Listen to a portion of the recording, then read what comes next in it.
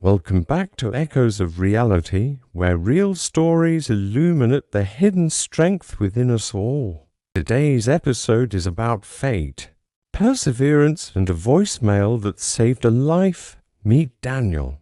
In 2018, Daniel was 34 years old, living in a small town outside of Boston.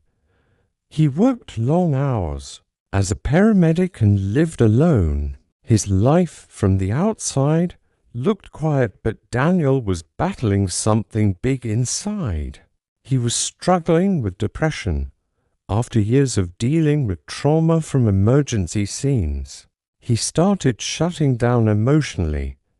He withdrew from friends, distanced himself from his family, and started thinking, does anything I do even matter? He never told anyone how he felt.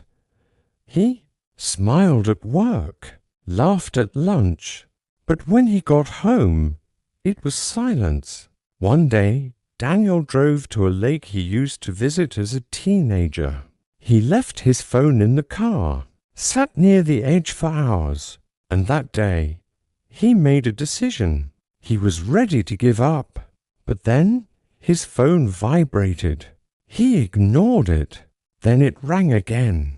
And again. Annoyed, Daniel walked back to his car. 9 missed calls, all from the same unknown number. Then a voicemail. He was about to delete it, but something made him press play. It was the voice of a woman. Hi, I know this might sound strange. My name is Mia. I think you might have found my phone number years ago. You saved my brother's life in 2015. You were the paramedic on scene. I just wanted to say thank you. He's turning 18 next week. He's going to college. You gave us those years. I think about that a lot. I found your name online and I hope you're okay. Thank you. Daniel froze. He barely remembered that night in 2015. A car crash, teenager, internal bleeding. He did his job, moved on to the next emergency. He had no idea that the boy lived, let alone that his sister would call him 3 years later. Daniel sat there, replaying the voicemail on loop, and something inside him cracked open. He cried. For the first time in years, he drove home, called his sister, then his best friend. That night, he told someone for the first time that he needed help. He started therapy, took time off work, and started living again. 1 year later, he reached out to Mia. They met at a coffee shop in Boston. She brought her brother, Lucas.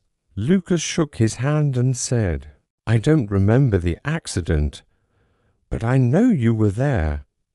Thank you. Daniel teared up and said, No, thank you. That voicemail, it gave me back my life. They stayed in touch, became friends.